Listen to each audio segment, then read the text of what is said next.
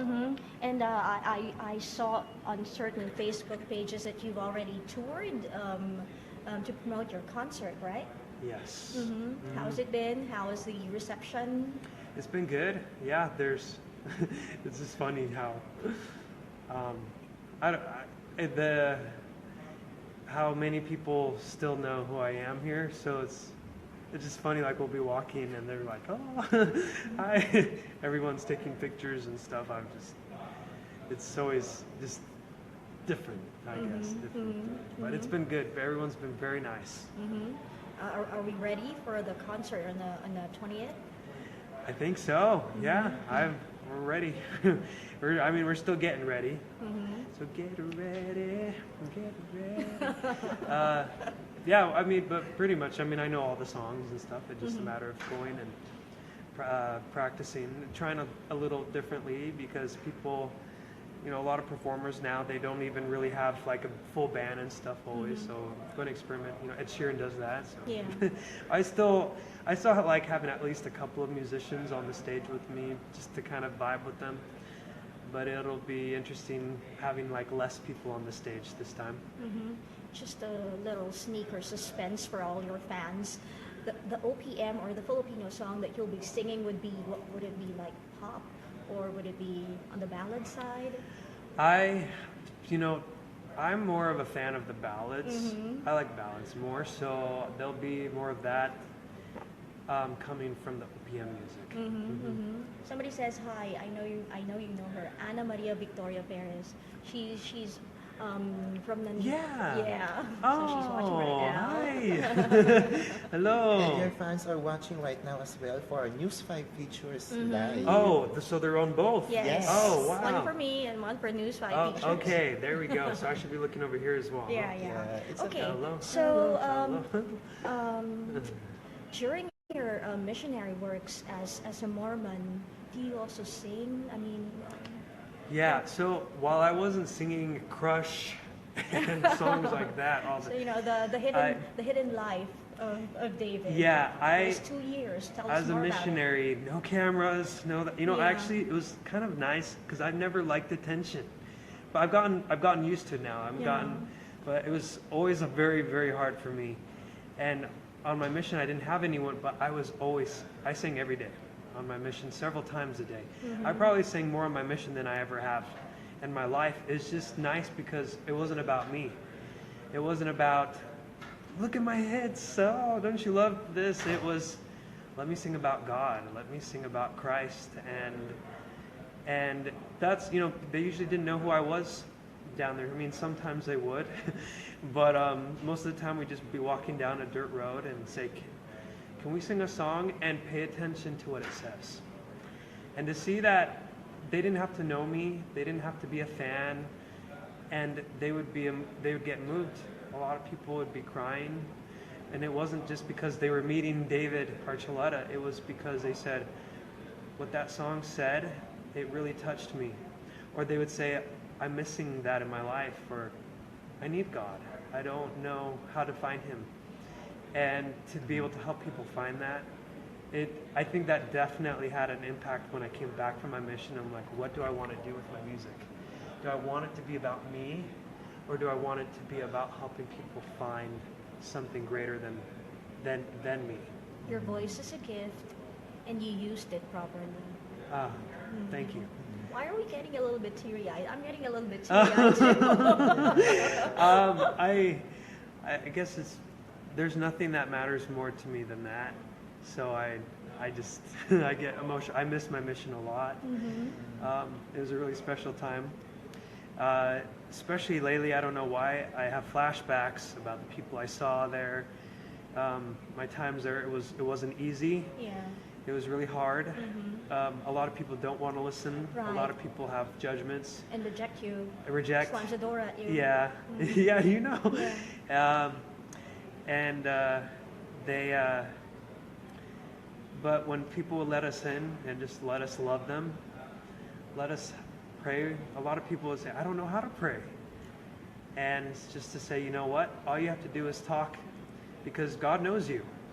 And you can build a relationship with Him. You can come to Him and find that light. And so to help people find that and see them change, I was just like, wow, this is so amazing, and how can I help people find this? Because you can have people have a great time at a concert, but to see someone's heart change, it can change them forever.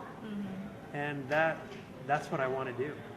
Can we also say that David's music slightly changed a bit because of what you've done for the last 2 years? Yes. Has there been a switch? I don't think I will ever be the same because of that. I mean, every moment, every experience, each time I come to the Philippines, I feel like it changes me. Doing Nandito Ako, it changed me.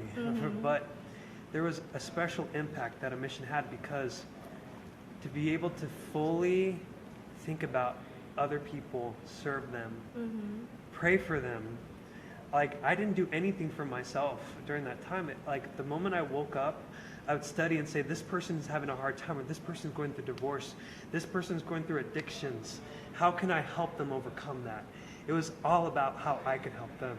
And it was just, sorry, I'm so emotional. It's okay, it's okay. It was amazing to do that for people, or just to help them find themselves, to help them know that they mattered.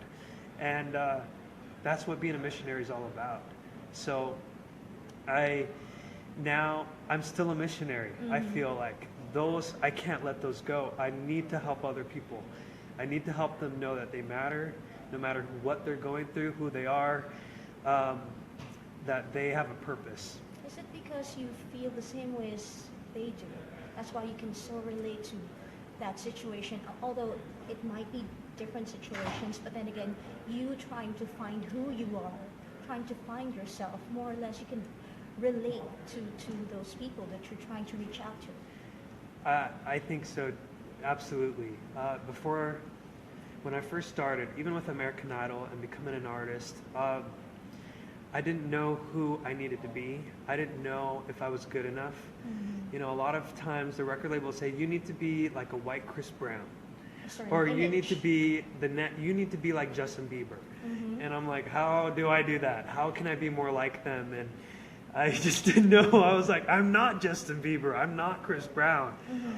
But they were the hottest. They were selling more albums than I was, or they were doing this. So it's like, if you want to be good, if you want to be better, you need to be more like them.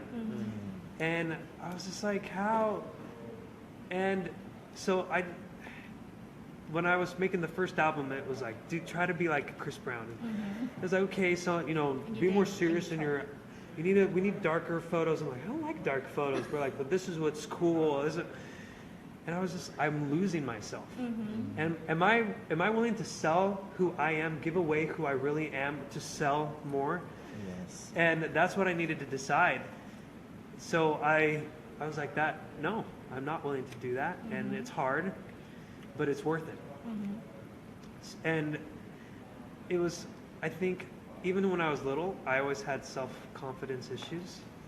I got bullied, and I was known as the quiet kid. I sat by myself in lunch, and I would be made fun of because I didn't know. I was socially awkward. I still kind of am, but I think feeling good enough was always something I wondered. I believed in God. I just didn't believe that He cared about me. I didn't think I was important or special enough.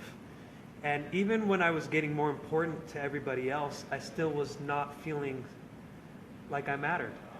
And it took going on my mission and forgetting about myself and loving other people to realize I do matter, and I am important. No matter how many people know who I am or how few, I'm still a son of God, and He knows who I am. Even at my worst, He knows me and He loves me, and He's cheering me on. And I want other people to know that that's true for them too. Whoever's watching, that's the same for you. So that's what I want for them, for my fans or whoever. Even if they're not my fan, I still want them to find that. It's actually a big thing that you admitted to, that you were bullied, that you were, and those kind of stuff. Because in reality, there are really lots of people who are being bullied every day, who are being made fun at every day, who feel depressed and alone. And it's a big thing that you admitted that. But is there anything that you wanted to tell these people? I was talking to one of my friends, and because of who they were, trying to be a good person, they would have people at school even waiting with baseball bats to attack them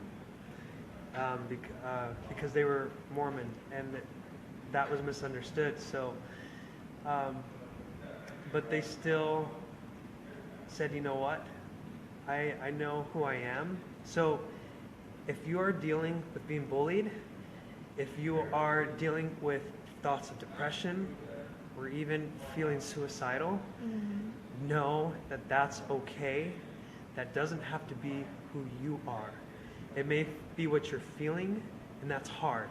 It's hard to feel that way, to feel like you're not good enough, or to feel hated or not liked by other people. But know that you still matter. And I would say a prayer, or if you're not religious, talk to someone. Talk to someone and say, this is how I'm feeling. Don't be afraid that you're feeling that way. We all feel that way, where it's like, I don't know if I'm good enough to even be alive. That's okay. And let someone know. Be willing to be vulnerable. You don't have to be invincible to keep going. And don't be afraid to show your weaknesses, your flaws, because you can make them stronger. That's what I would say. It's okay. And you will find hope. Even if you have to deal with that for the rest of your life, that's okay. You still matter. You still have value. And you will always be precious. You'll always be valuable. And we're all children of God. You're a child of God. And that will never go away, your worth in that. So that's what I would let them know. All right. Let's talk about your concert. My concert, yeah. 20th? No, but it feels good to talk like this. It feels good that you open your heart to all your fans and to us, and so thank you for the trust. Yeah, no, thank you. I guess concert, it's easy to open up to you guys. No, because I can relate to you. I can really relate to you. We can relate. We can relate to you. But then again, we're on the 20th. We're gonna have fun, right? On the 20th, yes, we are going to have fun. That's what's great. Music, you can have fun. You can jump around and just have a good time and just let out all the adrenaline, energy, and you can also cry. You can laugh.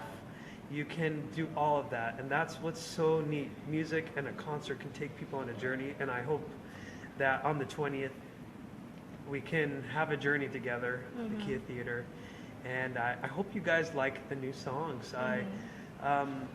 Most of the new ones I've already released, but for those fans who aren't aware of the new music, I hope that you enjoy and that you can get something out of the messages. Postcards in the sky. Postcards in the sky, yeah. Okay. Invite your fans to watch your concert. Yes, so all the fans, well, thank you for tuning in. Thanks for watching, and I hope that you can come at the Kia Theater October 20th, 8 p.m. Please come and join us. It'll be a rockin' time. Thank you, David.